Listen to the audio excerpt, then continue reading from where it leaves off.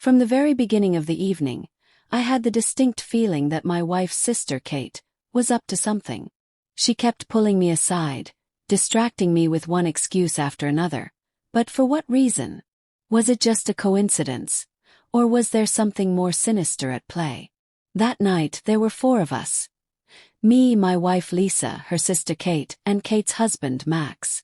We had planned a simple get-together at a country house, the perfect summer retreat for 2 friendly couples. The air was thick with heat, the pool was inviting, and there were plenty of cold drinks to go around. On the surface, everything seemed perfectly normal, yet from the very start, something about Kate's behavior struck me as off. She continuously found ways to get me alone inside the house. First it was, "Help me get some ice." Then, "Come help me fix the snacks in the kitchen." At first, nothing about it seemed particularly strange, until I realized just how frequently it was happening. Initially I tried to brush it off. Maybe she really did need a hand. But as the evening wore on, her excuses became more persistent, and her behavior more calculated. Every time I made my way back outside to join Lisa and the others by the pool, Kate found another reason to pull me aside. Her touches lingered a little too long, her gaze held mine in a way that made me uncomfortable, and the way she smiled, too open, too provocative, set off alarm bells in my mind.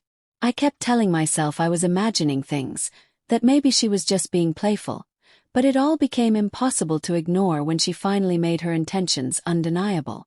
It happened when I went inside to grab some more drinks. Kate followed me in under the guise of helping, but the moment we were alone in the hallway, she suddenly dropped all pretense, along with her clothes. I was stunned. There she stood, stark naked before me, looking at me with a clear, unspoken invitation. My mind raced. Why was she doing this? Where was Lisa? And how the hell was I supposed to respond? I won't lie, somewhere deep down a part of me felt the temptation. The sheer audacity of it all sent a jolt of adrenaline through me. But before that thought could even take root, my moral compass snapped into place. I had always prided myself on my integrity.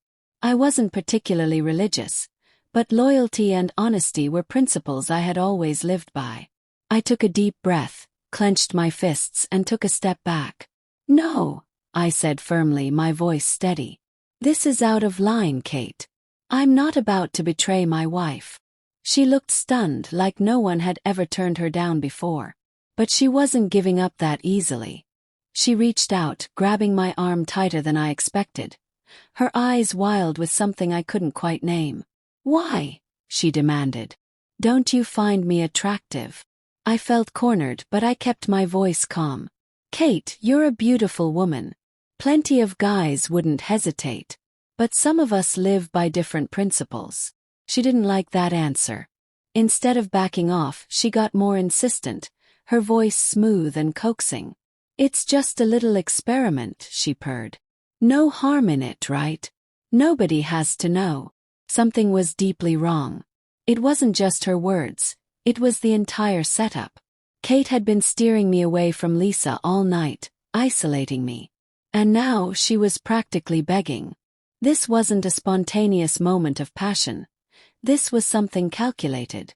But why? Then it hit me, was this some kind of test?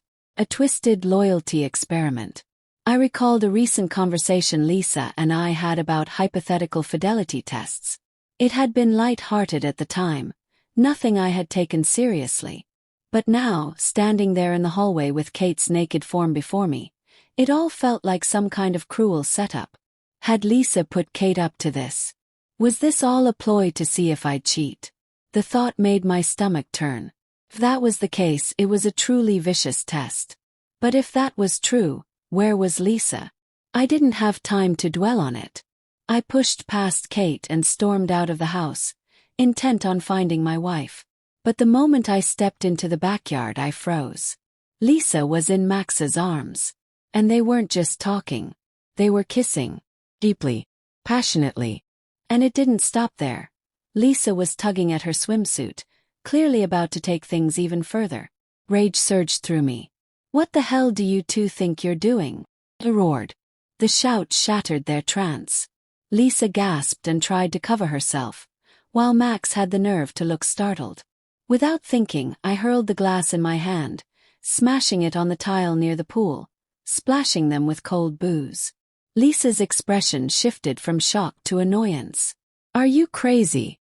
What's wrong with you?" she snapped. Max, ever the peacemaker, raised his hands. "Dude, chill. It's all good. No need to overreact." Overreact? My wife is stripping for another man while her sister tries to seduce me, and I'm the one who's overreacting. Then came the kicker. Instead of looking guilty, Lisa rolled her eyes. "Relax," she said, exasperated. "It's just an experiment. We thought it might be fun, a partner swap. It's no big deal." Kate, now wrapped in a hastily thrown-on robe, smirked. "Honestly, what's the problem? You didn't even want me earlier. Am I not cute enough for you?" I stared at them in pure disbelief. They actually thought I would just go along with this. That I'd be okay with it. Max tried to smooth things over. "Look, we've been doing this for a while. The three of us. We honestly thought you'd join us eventually. We didn't mean to hurt you." I felt like the floor had been ripped out from under me. So this wasn't a one-time experiment. This was something they had been doing behind my back for who knows how long. Lisa gave a casual shrug. "Kate and I did this back in college. Swapped boyfriends just for fun. We figured why not do it again. But obviously, you ruined it." That was it. I had heard enough. I turned on my heel and stormed back inside. My mind was racing, my blood boiling. Then I saw it. A fire extinguisher hanging by the kitchen door. I grabbed it and marched back outside. "Cool off, you lunatics," shouted. I pulled the pin and blasted them with a thick cloud of foam. Lisa screamed, Kate shrieked, and Max stood there, frozen. "You wanted a party. Here's your damn party." As they sputtered and flailed, I pulled out my phone and called a cab. I wasn't staying a second longer in this nightmare. Before leaving, I turned to them one last time. "Lisa, I don't want to know you anymore. Or your twisted sister. And Max, you're nothing but a plastic toy in the hands of two maniacs." I walked away without looking back. When I got home, I packed my bags. I was done. For good.